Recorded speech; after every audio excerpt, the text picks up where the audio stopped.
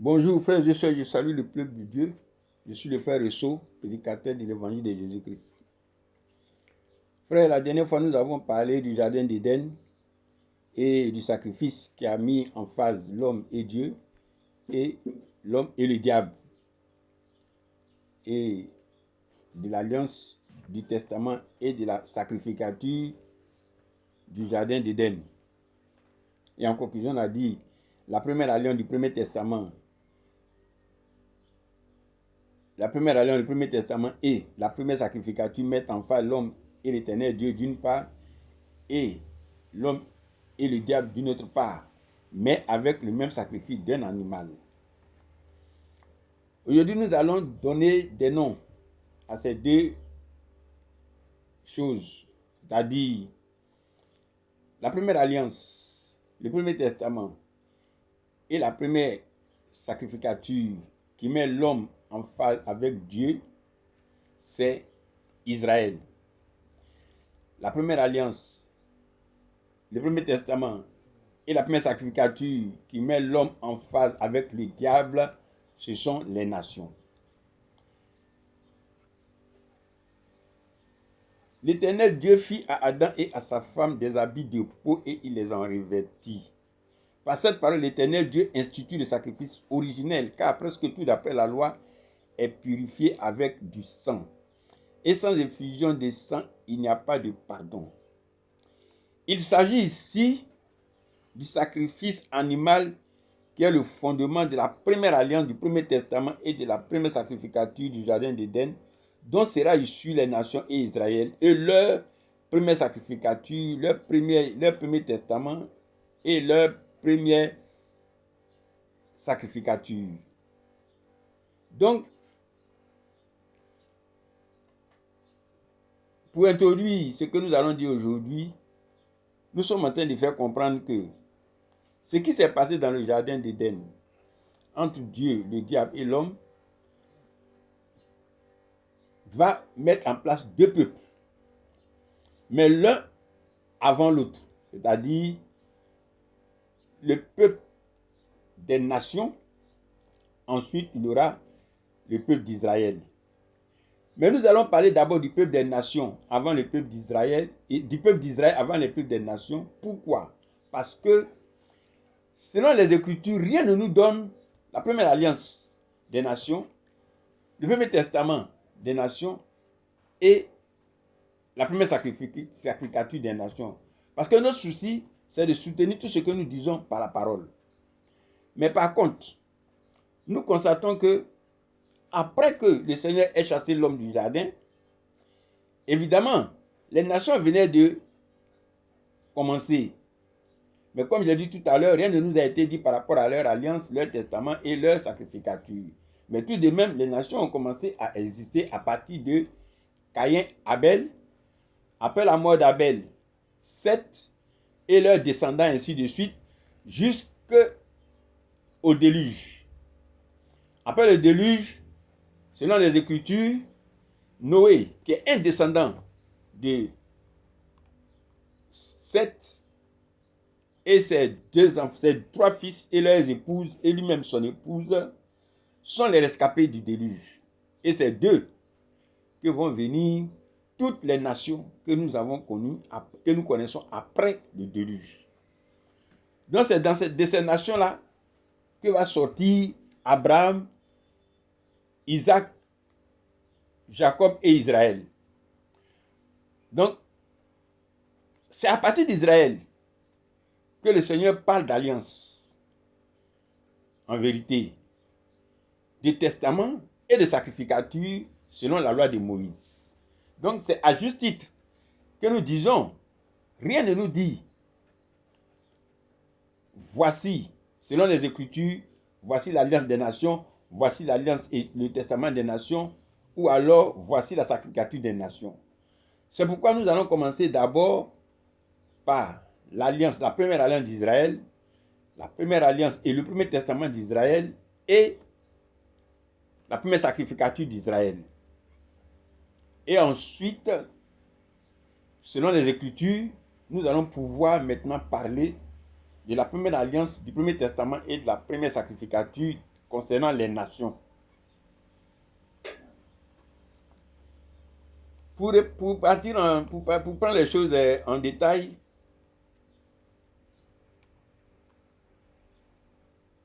le jardin d'Éden et les nations. Les nations sont issues des malédictions du jardin d'Éden et vont représenter la première alliance du Premier Testament et la première sacrificature entre le diable et l'homme. Le jardin d'Éden et les nations. Dieu, le diable et les malédictions. Après la transgression et le jugement, l'Éternel Dieu prononce des malédictions. Genèse 3, verset 14 jusqu'au verset 24. Après l'Éternel Dieu lance des implications contre le serpent, l'homme et sa femme, afin qu'en toute chose il leur arrive du mal. C'est ainsi que pour les nations, tout concourt au mal de ceux qui vivront selon la chair, car la vie selon la chair consiste à être conduit par le diable. Il faut aussi dire que à partir du verset 3 du verset 21 du chapitre 3, l'Éternel fit à Adam et à sa femme des habits de peau et il les en revêtit. Le verset 22, l'Éternel dit, voici l'homme est devenu comme l'un de nous pour la connaissance du bien et du mal. Empêchons-le maintenant d'avancer sa main pour déprendre l'arbre de la vie, d'en manger des vues éternellement. Amen. Le Seigneur dit, voici l'homme est devenu comme l'un de nous pour la connaissance du bien et du mal. Or, nous savons que tantôt le Seigneur avait dit à Adam, si tu manges de l'arbre de la connaissance du bien et du mal, tu mourras. Donc, l'homme, bien qu'étant vivant, était mort. Parce qu'il a mangé de l'arbre de la connaissance du bien et du mal. Donc, ce qui nous fait dire avec aisance que l'homme chassé du jardin a cultivé la terre selon la connaissance du bien et du mal que le diable lui a donné. Et non selon la connaissance de Dieu que Dieu était en train de le cultiver, dont Dieu était en train de le cultiver avant la transgression.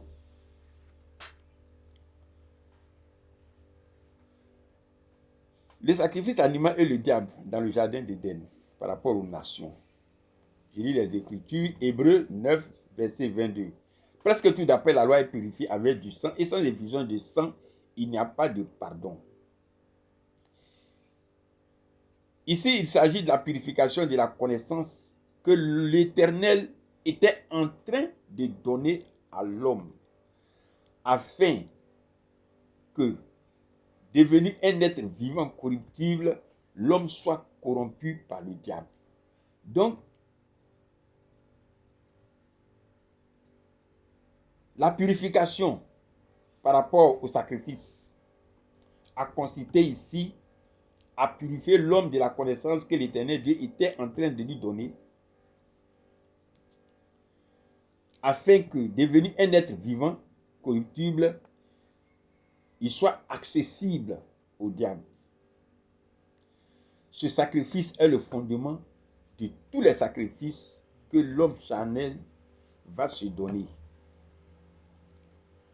Le jardin d'Éden et les nations, Dieu et le diable.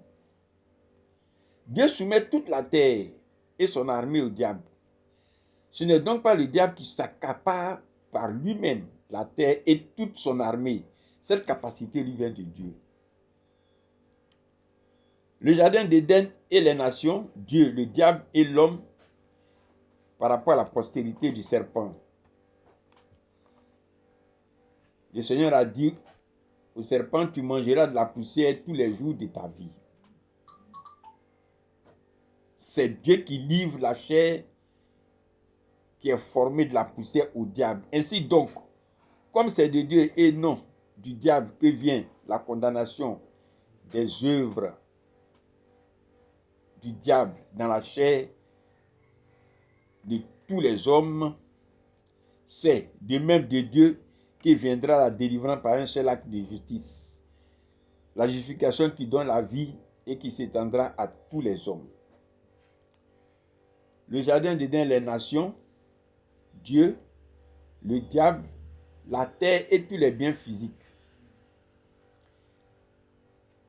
Dieu dit à l'homme, puisque tu as écouté la voix de ta femme et que tu as mangé de l'arbre au sujet duquel je t'avais donné cet ordre, tu n'en mangeras point, le sol sera maudit à cause de toi. C'est par la désobéissance d'un seul homme que la terre et tous les biens sont maudits. De même, par l'obéissance d'un seul, la terre et ses biens seront rendus justes. Les nations sorties des malédictions du jardin d'Éden ont été soumises au diable. C'est de Dieu, par Dieu et pour Dieu que sont toutes choses. Le jardin d'Éden et les nations, l'Éternel chasse l'homme du jardin. Je lis les Écritures, Genèse 3, verset 22. L'Éternel Dieu dit, voici l'homme est devenu comme l'un de nous pour la connaissance du bien et du mal, empêchant-le maintenant d'avancer sa main, de prendre de l'arbre de vie, d'en manger et de vivre éternellement. Et l'Éternel Dieu le chassa du jardin pour qu'il cultivât la terre d'où il avait été pris. C'est ainsi qu'il chassa Adam et il mit à l'orient du jardin d'Éden les chérubins qui agitent une épée flamboyante pour garder le chemin de l'arbre de vie. Amen. C'est le commencement des nations.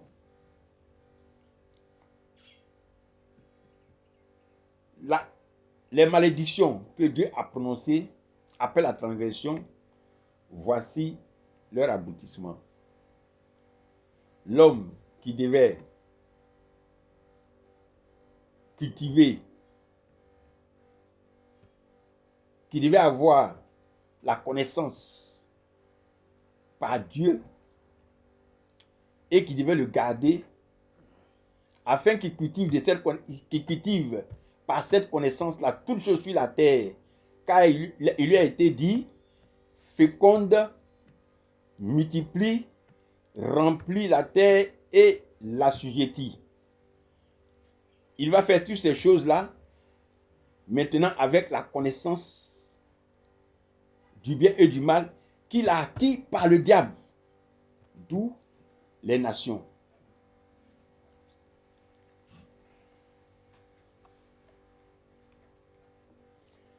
Il y a eu Abel, Seth et Noé qui ont donné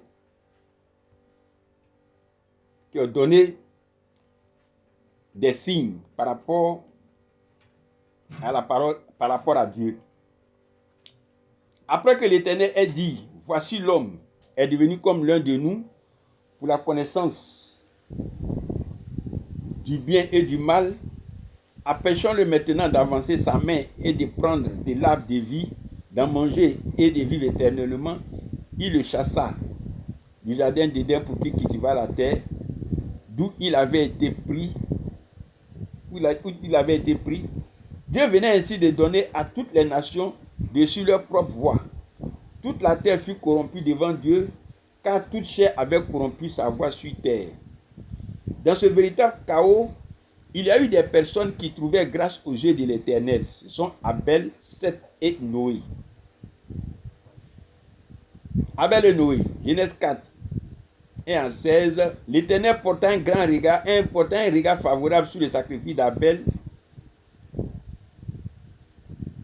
sur Abel et son sacrifice, mais ne porta pas un regard favorable sur Caïn et son sacrifice. 7. Genèse 4, 25 à 26. À la naissance de Seth, l'on commença à invoquer le nom de l'Éternel. Enoch Genèse 5, 21 à 24. Enoch marcha avec Dieu et il ne fut plus parce que Dieu le prit. Noé et le déluge, Genèse 6, 5 à 22. Le déluge est la descendante de Caïn, le déluge est la descendante de Seth, et le déluge est Noé. Après le déluge se trouva que toute la descendance de Noé avait disparu dans le déluge. Et seul Noé, toute la descendance de Caïn avait disparu dans le déluge. Et seul Noé, sa famille, ses 3 fils, Sem, Cam et Japheth et leur épouse, qui sont des descendants de 7 furent sauvés. Et c'est d'eux que sont sorties toutes les nations qui se sont répandues sur la terre après le déluge. Nous allons parler maintenant de Sem, Abraham et Israël. J'ai lu les Écritures, Galates 3, versets 15 à 20. Une disposition que Dieu a confirmée antérieurement ne peut pas être annulée. Et ainsi, la promesse rendue vaine. C'est pourquoi, à partir de Sem, l'Éternel va susciter Abraham et Israël pour la réalisation de la promesse.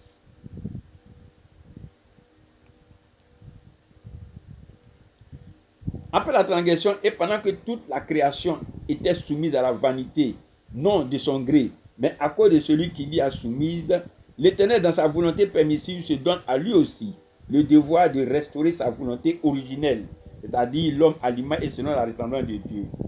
Et pour ce faire, Dieu suscite Israël depuis Noé, Sem et Abraham, par qui l'Éternel fait des sacrifices pour séparer la nation d'Israël des autres nations et pour toutes les autres choses nécessaires à la réalisation de son projet.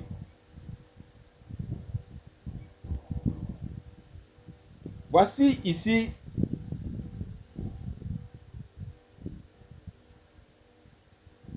le récit de ce qui a bien pu se passer entre-temps, entre la sortie de l'homme du jardin et qui a mis en place les nations conduites par le mauvais esprit, jusqu'à la création d'Israël. Et ça va nous faire déboucher sur le jardin d'Éden et Israël. Israël aussi sera issu des malédictions du jardin d'Éden et il va représenter la première alliance, le premier testament et la première sacrificature entre l'Éternel Dieu et l'homme. Mais, pour cela,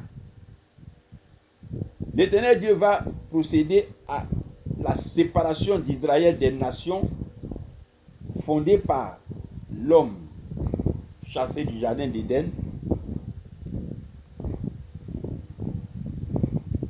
à travers des sacrifices. Israël avait été déjà annoncé dans l'Ancien Testament et dans les malédictions. Dieu a dit au serpent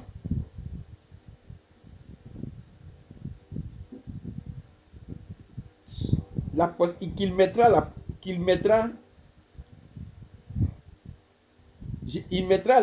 l'inimité entre lui et la femme, entre sa postérité et la postérité de la femme.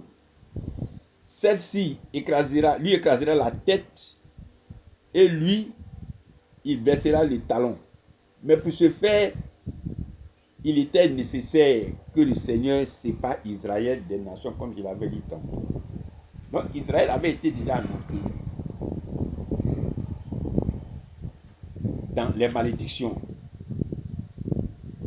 Nous allons voir comment est-ce que l'Éternel Dieu va séparer Israël d'avec les nations. Ceci va faire l'objet de du prochain enseignement. Que Dieu vous bénisse. À la prochaine.